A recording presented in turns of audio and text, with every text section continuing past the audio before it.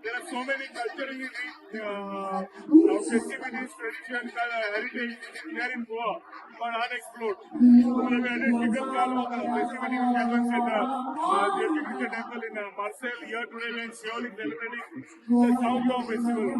Along with the local MLA, Vilayra was very much participating. Along with the committee, that the South celebrations will be coming here.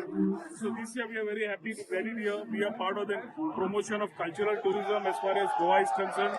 We welcome all the tourists, international and domestic, coming here, coming and looking at all this tradition and culture and heritage which has been there.